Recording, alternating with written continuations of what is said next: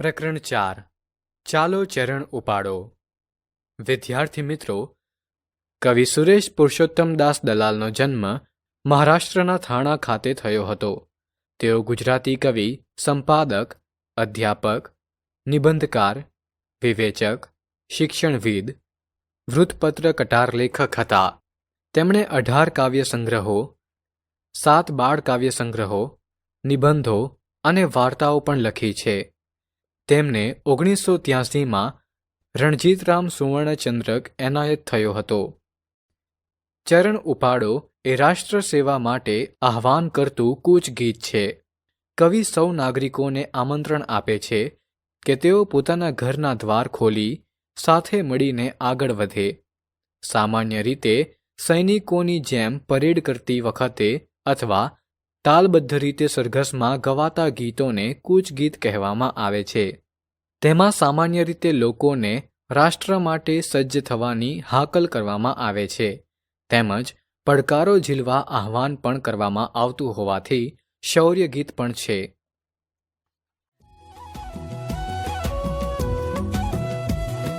ભીંડેલા સૌ દ્વાર ઉઘાડો, બંધો ચાલો ચરણ ઉઘાડો. ભૂલી જઈને ભેદ આપણે એક થઈને ચાલો, નેક થઈને ચાલો, વાયુનો વેગ લઈને ચાલો. છોડી દઈને રંગ રાગને ભેખ લઈને ચાલો, હિમાચલના સમી અવિચલ ટેક લઈને ચાલો. અમન ચમનના સમણા કેરો સહેજે નહીં ફૂફાડો, બંધો ચાલો ચરણ ઉપાડો. અહીં ઊભા તો મોત, જશું તો જીવન જય જયકાર. કોઈ રીતે પણ ત્યાં પહોંચવું પડપડનો પોકાર. તનમન ધનથી હે જનગણ, બસ જવું એ જ નિર્ધાર. ચલો ઝઝૂમો લઈ કંઠમાં વાઘ સિંહની ત્રાડો, બંધો ચાલો ચરણ ઉપાડો.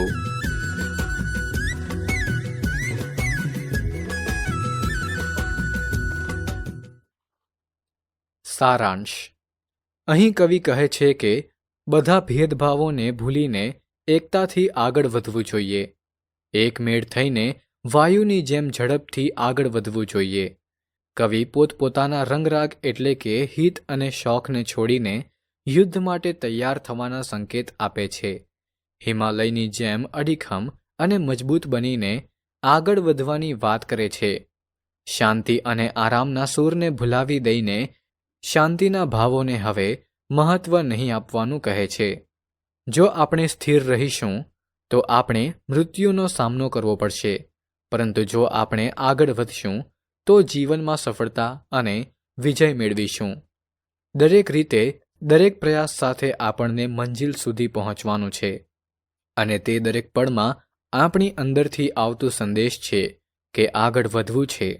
માનસિક, શારીરિક અને આર્થિક રૂપે દરેક રીતે તમામ લોકો માટે ફક્ત એક જ નિર્ધાર છે: આગળ વધવું છે અને સફળતા મેળવવી છે.